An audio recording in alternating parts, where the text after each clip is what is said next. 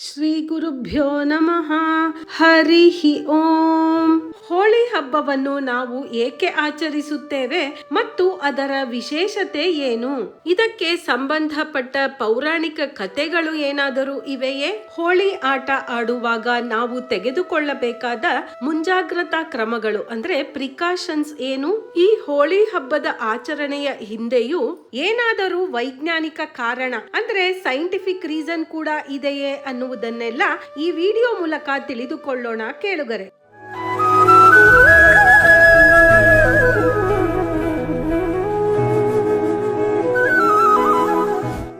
ಬಣ್ಣ ಬಣ್ಣಗಳ ಹಬ್ಬ ಹೋಲಿ. ಕಾಮನ ಹಬ್ಬ ಅಂತ ಕೂಡ ಕರೆಯಲಾಗತ್ತೆ. ಕಾಮ ಅಂದರೆ ಕೋರಿಕೆ ಅಥವಾ ಆಸೆ ಅಂತ.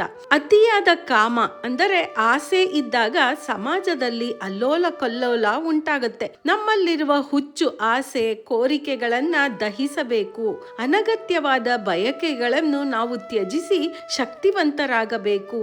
ಇದು ಸಾಮಾಜಿಕ, ಮಾನಸಿಕ ಮತ್ತು ದೈಹಿಕ ಆರೋಗ್ಯಕ್ಕೆ ಕೂಡ ತುಂಬಾ ಒಳ್ಳೆಯದೇ. ಹೋಳಿ ಹಬ್ಬಕ್ಕೆ ಸಂಬಂಧಪಟ್ಟಂತೆ ನಮ್ಮ ಇತಿಹಾಸ ಪುರಾಣದಲ್ಲಿ ಸಾಕಷ್ಟು ಕಥೆಗಳು ಕೂಡ ಇವೆ. ಅವುಗಳಲ್ಲಿ ತುಂಬಾ ಪ್ರಸಿದ್ಧವಾದ 4 ಕಥೆಗಳನ್ನು ಈಗ ತಿಳಿದುಕೊಳ್ಳೋಣ.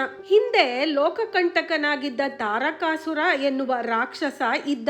ಈ ತಾರಕಾಸುರ ಬ್ರಹ್ಮನನ್ನು ಕುರಿತು ಘೋರವಾದ ತಪಸ್ಸು ಮಾಡಿ ತನಗೆ ಮರಣ ಬಾರದೆ ಇರಲಿ, ಬಂದರೂ ಅದು ಶಿವನಿಗೆ ಹುಟ್ಟಿದ 7 ದಿನದ ಶಿಶುವಿನಿಂದ ಮಾತ್ರವೇ ನನ್ನ ಮರಣ ಬರಲಿ ಅನ್ನುವ ವರವನ್ನು ಪಡೆದಿದ್ದ. ಆದರೆ ಆ ಸಂದರ್ಭದಲ್ಲಿ ಪರಮಶಿವನು ದಕ್ಷಯಜ್ಞದಲ್ಲಿ ಹೆಂಡತಿ ದಾಕ್ಷಾಯಿಣಿಯನ್ನು ಕಳೆದುಕೊಂಡು ಮೌನವಾಗಿ ದೀರ್ಘವಾದ ತಪಸ್ಸಿಗೆ ಕುಳಿತಿರುತ್ತಾನೆ. ಮತ್ತೊಂದು ಕಡೆ ಮರುಜನ್ಮ ಪಡೆದಿದ್ದ ದಾಕ್ಷಾಯಿಣಿ ಪಾರ್ವತಿಯಾಗಿ ಶಿವನನ್ನೇ ತನ್ನ ಪತಿಯನ್ನಾಗಿಸಿಕೊಳ್ಳಬೇಕು ಅಂತ ಅವಳು ಕೂಡ ಘೋರವಾದ ತಪಸ್ಸಿಗೆ ಕುಳಿತು ಬಿಟ್ಟಿದ್ದಾಳೆ. ಇವರಿಬ್ಬರು ಹೀಗೆ ತಪಸ್ಸಿನಲ್ಲಿಯೇ ಮುಳುಗಿದ್ದರೆ ಅವರ ಮದುವೆ ಆಗಿ ಮಗ ಹುಟ್ಟುವುದು ಯಾವಾಗ? ತಾರಕಾಸುರನ ವಧೆ ಆಗುವುದು ಯಾವಾಗ? ಹೇಗಾದರೂ ಮಾಡಿ ಶಿವನ ತಪಸ್ಸನ್ನು ಭಂಗ ಮಾಡಬೇಕು, ಶಿವನಿಗೆ ಪಾರ್ವತಿಯ ಮೇಲೆ ಪ್ರೀತಿ ಹುಟ್ಟುವಂತೆ ಮಾಡಬೇಕು ಅಂತೆಲ್ಲ ದೇವತೆಗಳು ಯೋಚಿಸಿ ಈ ಕೆಲಸಕ್ಕಾಗಿ ಕಾಮದೇವನ ಸಹಾಯವನ್ನು ಪಡೆಯುತ್ತಾರೆ. ಸಮಾಧಿಯ ಸ್ಥಿತಿಯಲ್ಲಿದ್ದ ಶಿವನಿಗೆ ಹೂವಿನ ಬಾಣಗಳಿಂದ ಹೊಡೆದು ಎಚ್ಚರಿಸುತ್ತಾನೆ ಕಾಮದೇವ. ತಪಸ್ಸಿಗೆ ಭಂಗ ಬಂದದ್ದರಿಂದ ಶಿವ ತನ್ನ 3ನೇ ಕಣ್ಣಿನಿಂದ ಕಾಮದೇವನನ್ನು ಸುಟ್ಟು ಭಸ್ಮ ಮಾಡಿಯೇ ಬಿಟ್ಟ. ರತಿದೇವಿ ದುಃಖದಿಂದ ಶಿವನಲ್ಲಿ ಪತಿಭಿಕ್ಷೆ ಬೇಡಿಕೊಳ್ತಾಳೆ. ಆಗ ಶಾಂತಗೊಂಡ ಶಿವ ಅವಳಿಗೆ ಮಾತ್ರ ಅವಳ ಪತಿ ಶರೀರದೊಂದಿಗೆ ಕಾಣುವಂತೆ ವರ ಕೊಟ್ಟ. ಲೋಕ ಕಲ್ಯಾಣಕ್ಕಾಗಿ ಕಾಮದೇವ ಅನಂಗನಾದ ಅಂದ್ರೆ ಶರೀರವನ್ನು ಕಳೆದುಕೊಂಡ. ಈ ಘಟನೆ ನಡೆದದ್ದು ಫಾಲ್ಗುಣ ಶುದ್ಧ ಪೂರ್ಣಿಮೆಯಂದು. ಆದ್ದರಿಂದ ಆ ದಿನ ಕಾಮನ ಹುಣ್ಣಿಮೆಯಾಗಿ ಆಚರಿಸಲಾಗುತ್ತೆ. ಜನರು ಕಾಮದೇವನ ದೇಹತ್ಯಾಗವನ್ನು ಕೊಂಡಾಡುತ್ತಾ ಹೋಳಿ ಹಬ್ಬವನ್ನು ಆಚರಿಸುತ್ತಾರೆ. ಇನ್ನು 2ನೆಯ ಪೌರಾಣಿಕ ಕಥೆ ಅಂದ್ರೆ ಪ್ರಹ್ಲಾದನ ಕಥೆ. ಬಹಳ ಹಿಂದೆ ಹಿರಣ್ಯಕಶಿಪು ಅಂತ ಒಬ್ಬ ರಾಕ್ಷಸ ರಾಜ ಇದ್ದ. ಅವನಿಗೆ ನಾನು ದೇವರಿಗಿಂತ ದೊಡ್ಡವನು ಅನ್ನುವ ಅಹಂ ಇತ್ತು. ಎಲ್ಲರೂ ನನ್ನನ್ನೇ ಪೂಜಿಸಬೇಕು ಅನ್ನುತ್ತಿದ್ದ. ಆದರೆ ಅವನ ಮಗ ಪ್ರಹ್ಲಾದ ಮಾತ್ರ ಶ್ರೀ ವಿಷ್ಣುವಿನ ಪರಮ ಭಕ್ತನೇ ಆಗಿದ್ದ. ತಂದೆ ಎಷ್ಟೇ ಬೆದರಿಸಿದರೂ ಪ್ರಹ್ಲಾದ ಮಾತ್ರ ತನ್ನ ವಿಷ್ಣು ಭಕ್ತಿಯನ್ನು ಬಿಡಲೇ ಇಲ್ಲ. ಇದರಿಂದ ಕೋಪಗೊಂಡ ಹಿರಣ್ಯಕಶಿಪು ಪ್ರಹ್ಲಾದನನ್ನು ಕೊಲ್ಲಿಸಲು ಹಲವಾರು ಪ್ರಯತ್ನ ಮಾಡಿದ. ವಿಷ್ಣುವಿನ ಪರಮ ಭಕ್ತನಾದ ಪ್ರಹ್ಲಾದನನ್ನು ಕೊಲ್ಲಲು ಅವನಿಗೆ ಆಗಲೇ ಇಲ್ಲ. ಕೊನೆಗೆ ಹಿರಣ್ಯಕಶಿಪು ತನ್ನ ತಂಗಿಯಾದ ಹೋಲಿಕಾಳನ್ನು ಕರೆಸಿದ. ಹೋಲಿಕಾಳಿಗೆ ಬೆಂಕಿ ತಗುಲುವುದಿಲ್ಲ ಅನ್ನುವ ವರ ಇತ್ತು. ಕಟ್ಟಿಗೆಗಳ ತುಂಡುಗಳನ್ನು ಜೋಡಿಸಿ ಅದರ ಮೇಲೆ ಹೋಲಿಕಾಳನ್ನು ಕೂರಿಸಿ ಅವಳ ಮಡಿಲಲ್ಲಿ ಪ್ರಹ್ಲಾದನನ್ನು ಕೂಡ ಕೂರಿಸಿದರು. ಈಗ ಆ ಕಟ್ಟಿಗೆಗೆ ಬೆಂಕಿ ಇಡಲಾಯಿತು. ಪ್ರಹ್ಲಾದ ಸುಟ್ಟು ಹೋಗಲಿ ಅಂತ. ತನ್ನ ತಂಗಿಗೆ ಹೇಗಿದ್ದರೂ ಬೆಂಕಿ ಸುಡುವುದಿಲ್ಲ ಅನ್ನುವುದು ಹಿರಣ್ಯಕಶಿಪುವಿನ ಉಪಾಯ. ಆದರೆ ಆಗಲೂ ಪ್ರಹ್ಲಾದ ಶ್ರೀ ವಿಷ್ಣುವಿನ ಜಪವನ್ನೇ ಮಾಡುತ್ತಿದ್ದ. ಪ್ರಹ್ಲಾದ ಸುರಕ್ಷಿತನಾಗಿದ್ದ. ಕೆಟ್ಟ ವಿಷಯಕ್ಕಾಗಿ ತನ್ನ ವರವನ್ನು ಉಪಯೋಗಿಸಲು ನೋಡಿದ ಹೋಲಿಕಾಳ ವರ ಫಲಿಸಲೇ ಇಲ್ಲ. ಅವಳೇ ಸುಟ್ಟು ಕರಕಲಾದಳು ಅನ್ನುವುದು ಚರಿತ್ರೆ. ಹೋಲಿಯ ಹಿಂದಿನ ದಿನ ಹುಣ್ಣಿಮೆಯಂದು ಬೇಡದ ವಸ್ತುಗಳನ್ನು ರಸ್ತೆಯ ಮಧ್ಯದಲ್ಲಿ ಇಟ್ಟು ಬೆಂಕಿ ಹಚ್ಚುವ ಪದ್ಧತಿ ಇದೆ. ಕೆಟ್ಟದ್ದು ಸುಟ್ಟು ಹೋಗುತ್ತದೆ ಅನ್ನುವ ಪ್ರತೀಕವೇ ಇದು. ಒಳ್ಳೆಯದು ಗೆಲ್ಲುತ್ತದೆ ಅನ್ನುವ ಸಂಭ್ರಮಕ್ಕೆ ಮರುದಿನ ಹೋಳಿ ಹಬ್ಬವನ್ನು ಕೂಡ ಆಚರಿಸಲಾಗುತ್ತದೆ. ಇನ್ನು ಹೋಳಿ ಹಬ್ಬಕ್ಕೆ ಸಂಬಂಧಪಟ್ಟ ಶ್ರೀಕೃಷ್ಣನ 2 ಕಥೆಗಳನ್ನ ನೋಡೋಣ. ಆಗ ಶ್ರೀಕೃಷ್ಣ ಇನ್ನೂ ಪುಟ್ಟ ಕಂದ. ಸೋದರ ಮಾವನಾದ ಕಂಸನು ಅವನನ್ನ ಕೊಲ್ಲೋದಕ್ಕೆ ಪೂತನಿ ಅನ್ನುವ ರಾಕ್ಷಸಿಯನ್ನು ಕಳಿಸುತ್ತಾನೆ. ಪೂತನಿಯು ಕೃಷ್ಣನಿಗೆ ವಿಷದ ಹಾಲನ್ನು ಕುಡಿಸಿ ಸಾಯಿಸಲು ಪ್ರಯತ್ನಿಸುತ್ತಾಳೆ. ಆದರೆ ಕೃಷ್ಣನು ಅವಳ ರಕ್ತವನ್ನೇ ಹೀರಿ ಅವಳನ್ನು ವಧಿಸುತ್ತಾನೆ. ಪೂತನಿಯ ಸಾವಿನ ಸಂಭ್ರಮವನ್ನು ಕೂಡ ಹೋಳಿ ಹಬ್ಬದ ಮೂಲಕ ಆಚರಿಸಲಾಗತ್ತೆ. ಇನ್ನು 4ನೆಯ ಕಥೆಯನ್ನು ನೋಡೋದಾದ್ರೆ ರಾಧಾಕೃಷ್ಣರ ಕಥೆ ಕೂಡ ಹೋಳಿ ಹಬ್ಬಕ್ಕೆ ಬೆಸೆದುಕೊಂಡಿದೆ. ಕೃಷ್ಣ ಚಿಕ್ಕ ವಯಸ್ಸಿನಲ್ಲಿ ತನ್ನ ತಾಯಿಯಾದ ಯಶೋದೆಯನ್ನು ಒಂದು ಸಲ ಕೇಳ್ತಾನೆ, ಅಮ್ಮ, ನಾನು ನೀಲವರ್ಣದಲ್ಲಿ ಇದ್ದೇನಲ್ಲ, ರಾಧೆ ಮಾತ್ರ ಏಕೆ ಅಷ್ಟೊಂದು ಬೆಳ್ಳಗೆ ಇದ್ದಾಳೆ ಅಂತ ತುಂಬಾ ಬೇಸರದಿಂದಲೇ ಕೇಳುತ್ತಾನೆ ಕೃಷ್ಣ.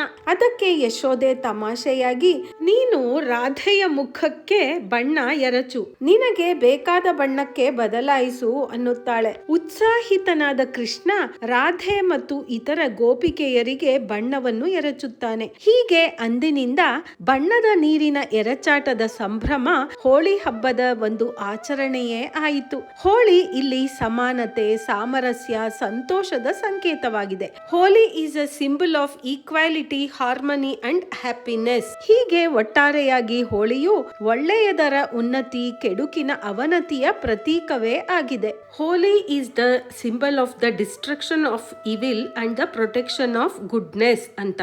ಇನ್ನು ಹೋಳಿಯ ಹಿಂದಿನ ದಿನ ಆಚರಿಸುವ ಕಾಮನ ಹುಣ್ಣಿಮೆಯ ವೈಜ್ಞಾನಿಕ ಕಾರಣಗಳನ್ನು ತಿಳಿದುಕೊಳ್ಳೋಣ. ಹೋಲಿಕಾ ದಹನ ಅಥವಾ ಕಾಮನ ದಹನಕ್ಕೆ ಒಣಕಟ್ಟಿಗೆ, ಹಳೆಯ ಮರದ ತುಂಡುಗಳು, ಹಳೆಯ ಬಟ್ಟೆಗಳು, ಬೇಡದ ಕಸ ಕಡ್ಡಿಗಳು, ಒಣ ಎಲೆಗಳು, ಹೀಗೆ ಎಲ್ಲವನ್ನು ರಸ್ತೆಯ ಮಧ್ಯದಲ್ಲಿ ಗುಡ್ಡೆ ಹಾಕಿ ಅದನ್ನ ಬೆಂಕಿಯಲ್ಲಿ ಸುಡುವ ಪದ್ಧತಿ ಇದೆ. ಇದು ಕೆಟ್ಟ ಅಭ್ಯಾಸಗಳು, ವೈರತ್ವ, ಹೊಟ್ಟೆ ಕಿಚ್ಚು, ಅಶುದ್ಧತೆ, ದುಷ್ಟತನ ಎಲ್ಲವೂ ಸುಟ್ಟು ಹೋಗಲಿ ಅನ್ನುವ ಪ್ರತೀಕವೇ ಆಗಿದೆ. ಈ ಹೋಲಿಕಾ ದಹನದಿಂದ ಕೀಟಗಳ ನಿಯಂತ್ರಣ ಕೂಡ ಆಗತ್ತೆ. ಚಳಿಗಾಲದ ನಂತರ ಇಲಿ, ಜೇಡ, ಹುಳಗಳು, ಕೀಟಗಳು ಹೆಚ್ಚಾಗುವ ಕಾಲ ಇದು. ಒಣ ಎಲೆ ಮತ್ತು ಹುಲ್ಲುಕಡ್ಡಿಗಳಲ್ಲಿ ಇವುಗಳ ಮೊಟ್ಟೆ, ಲಾರ್ವಾ ಎಲ್ಲ ಇರುತ್ತದೆ.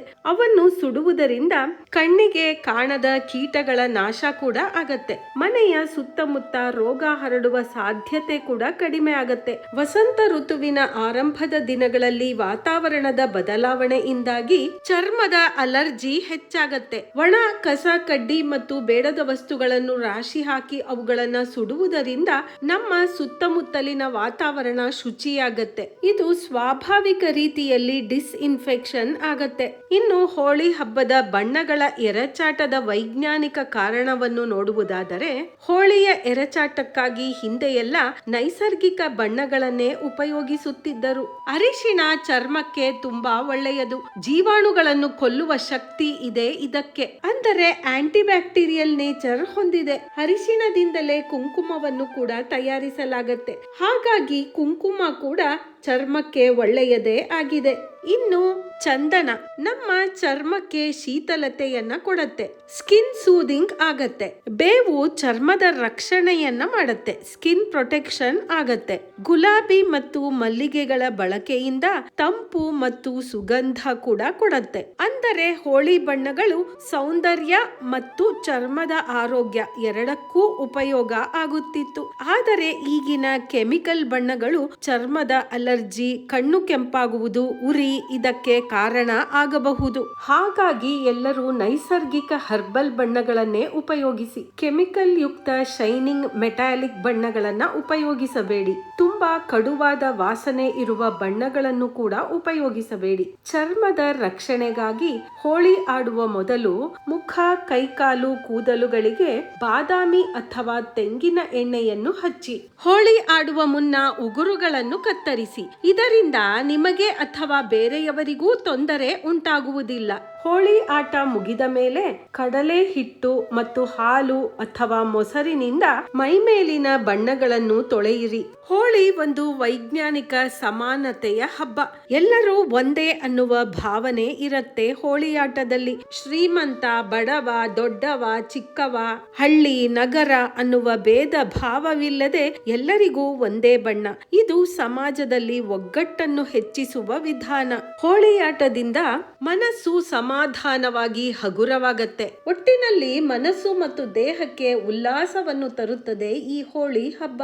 ಪ್ರತಿ ವರ್ಷ ಪಾಲ್ಗುಣ ಮಾಸದ ಹುಣ್ಣಿಮೆಯ ತಿಥಿಯಂದು ಈ ಹೋಳಿ ಹಬ್ಬವನ್ನ ನಾವೆಲ್ಲ ಆಚರಿಸುತ್ತೇವೆ. ಈ ಹಬ್ಬ ವಸಂತ ಮಾಸವನ್ನು ಸ್ವಾಗತಿಸುವುದು ಅಷ್ಟೇ ಅಲ್ಲ, ಎಲ್ಲರೂ ಒಂದು ಅನ್ನುವ ಏಕತೆಯ ಭಾವವನ್ನು ಕೂಡ ಹುಟ್ಟಿಸುತ್ತೆ. ಕೂಡಿ ಬಾಳಿದರೆ ಸ್ವರ್ಗ ಸುಖ ಅನ್ನುವ ಪಾಠವನ್ನು ಕೂಡ ಹೇಳುತ್ತೆ. ಕೇಳುಗರೆ, ನಿಮಗೆಲ್ಲ ಹೋಳಿ ಹಬ್ಬದ ಹಾರ್ದಿಕ ಶುಭಾಶಯಗಳು. ಈ ಹೋಳಿ ಹಬ್ಬ ನಿಮ್ಮ ಸಂತೋಷವನ್ನು ಹೆಚ್ಚು ಮಾಡಲಿ, ಆರೋಗ್ಯ ಸದಾ ಕಾಪಾಡಿಕೊಳ್ಳಿ, ಮನಸ್ಸಿಗೆ ಶಾಂತಿ ಸಿಗಲಿ, ಮನೆ ತುಂಬಾ ಸಮೃದ್ಧಿಯಿಂದ ತುಂಬಲಿ. ನಿಮಗೇನಾದರೂ ಕಷ್ಟಗಳಿದ್ದರೆ ಮಂಜಿನಂತೆ ಕರಗಿಯೇ ಹೋಗಲಿ. ನಿಮ್ಮ ಕನಸುಗಳು ನನಸಾಗಲಿ. ದೇವರ ಕೃಪೆ ಸದಾ ನಿಮ್ಮ ಮೇಲೆಯೇ ಇರಲಿ. ಹೋಳಿ ಹಬ್ಬದ ಈ ದಿನ ನಿಮ್ಮ ಜೀವನಕ್ಕೆ ಹೊಸ ಬೆಳಕು, ಹೊಸ ಆರಂಭ, ಹೊಸ ಉತ್ಸಾಹ ತರಲಿ. ನಮ್ಮ ಚಾನೆಲ್ನಲ್ಲಿ ಮಕ್ಕಳಿಗಾಗಿ ರಾಮಾಯಣ ಅನ್ನುವ ವಿಡಿಯೋಗಳು ಕೂಡ ರಿಲೀಸ್ ಆಗಿವೆ. ಮಕ್ಕಳು ಒಳ್ಳೆಯ ದಾರಿಯಲ್ಲಿ ಇದ್ದು ಏನಾದರೂ ದೊಡ್ಡ ಸಾಧನೆ ಮಾಡಲಿ ಅಂತ ರಾಮಾಯಣದ ಜೊತೆಗೆ ಕೆಲವು ನೀತಿ ಕಥೆಗಳು, ಸುಭಾಷಿತ, ಗಾದೆ ಮಾತು ಮತ್ತು ಅವುಗಳ ಅರ್ಥಗಳನ್ನು ಕೂಡ ಹೇಳಲಾಗಿದೆ. ಎಲ್ಲವೂ 10-12 ನಿಮಿಷಗಳ ವಿಡಿಯೋಗಳು. ನಮ್ಮ ಮಕ್ಕಳು ಒಳ್ಳೆಯ ದಾರಿಯಲ್ಲಿದ್ದುಕೊಂಡು ಏನಾದರೂ ದೊಡ್ಡ ಸಾಧನೆ ಮಾಡಲಿ ಅನ್ನುವ ಇಚ್ಛೆ ಎಲ್ಲಾ ತಂದೆ ತಾಯಿಯರಿಗೂ ಇದ್ದೇ ಇರುತ್ತದೆ. ಅದಕ್ಕಾಗಿ ನಾವು ಮಕ್ಕಳಿಗೆ ಒಳ್ಳೆಯ ಗುಣಮಟ್ಟದ ಸಮಯವನ್ನು ಕೊಡಬೇಕಾಗತ್ತೆ. ಕ್ವಾಲಿಟಿ ಟೈಮ್ ಅಂತ ದಿನಕ್ಕೆ 10-15 ನಿಮಿಷಗಳಾದರೂ ಈ ಮಕ್ಕಳಿಗಾಗಿ ರಾಮಾಯಣ ಅನ್ನುವ ಒಂದೊಂದೇ ಎಪಿಸೋಡ್ಗಳನ್ನು ನೋಡಿಕೊಂಡು ಮಕ್ಕಳಿಗೆ ಹೇಳಿಕೊಡುತ್ತಾ ಬಂದರೆ ಮಕ್ಕಳು ಸಂಸ್ಕಾರವಂತರಾಗಿ, ಬುದ್ಧಿವಂತರಾಗಿ ಬೆಳೆದು ಏನಾದರೂ ದೊಡ್ಡ ಸಾಧನೆಯನ್ನೇ ಮಾಡುತ್ತಾರೆ. ಅಷ್ಟೇ ಅಲ್ಲ, ನಮ್ಮ ಚಾನೆಲ್ನಲ್ಲಿ ವಿಷ್ಣು ಸಹಸ್ರನಾಮದ ವಿಷ್ಣುವಿನ ಒಂದೊಂದು ಹೆಸರಿಗೂ ವಿಷ್ಣುವಿನ ಒಂದೊಂದು ಕಥೆಗಳನ್ನು ಕೂಡ ಹೇಳಿದ್ದೇವೆ. ಶ್ರೀ ವಿಷ್ಣು ಸಹಸ್ರನಾಮದ 1000 ನಾಮಗಳು, 1000 ಕಥೆಗಳು ಅಂತ. ಈ ಕಥೆಗಳ ವಿಶೇಷತೆ, ಸ್ಪೆಷಾಲಿಟಿ ಏನಪ್ಪಾ ಅಂದ್ರೆ, ದೇವರ ಬಗ್ಗೆ ತಿಳಿದುಕೊಳ್ಳುವುದಕ್ಕೆ ವೇದ ಮತ್ತು ಉಪನಿಷತ್ತುಗಳಲ್ಲಿ ಬರುವ ಎಷ್ಟೊಂದು ವಿಷಯಗಳನ್ನು ಇಲ್ಲಿ ಕಥೆಗಳ ಮೂಲಕ ಸುಲಭವಾಗಿ ನಾವು ಅರ್ಥ ಮಾಡಿಕೊಳ್ಳಬಹುದು. ಡಿಸ್ಕ್ರಿಪ್ಷನ್ ಬಾಕ್ಸ್ ನಲ್ಲಿ ರಾಮಾಯಣದ ಮತ್ತು ವಿಷ್ಣು ಸಹಸ್ರನಾಮದ ಮೊದಲನೆಯ ಎಪಿಸೋಡ್ ಅನ್ನು ಹಾಕಿರುತ್ತೇವೆ. ಈಗಾಗಲೇ ಸಾಕಷ್ಟು ವಿಡಿಯೋಗಳು ರಿಲೀಸ್ ಆಗಿವೆ. ನಮ್ಮ ಎಲ್ಲಾ ಕಥೆಗಳನ್ನು ನೀವು ಕೇಳಬೇಕು ಅಂದ್ರೆ ಮೊದಲು ನಮ್ಮ ಚಾನೆಲ್ ನ ಸಬ್ಸ್ಕ್ರೈಬ್ ಮಾಡಿಕೊಂಡು ಬೆಲ್ ಬಟನ್ ಕೂಡ ಒತ್ತಿ. ಆಮೇಲೆ ನಮ್ಮ ಚಾನೆಲ್ ನ ವಿಡಿಯೋಸ್ಗೆ ಹೋಗಿ ಅಲ್ಲಿ ಪ್ಲೇ ಲಿಸ್ಟ್ ನಲ್ಲಿ ಎಲ್ಲಾ ಕಥೆಗಳನ್ನು ಕೇಳಬಹುದು. ಜೈ ಶ್ರೀ ಕೃಷ್ಣ. ಸರ್ವೇ ಜನಾಃ ಸುಖಿನೋ ಭವಂತು.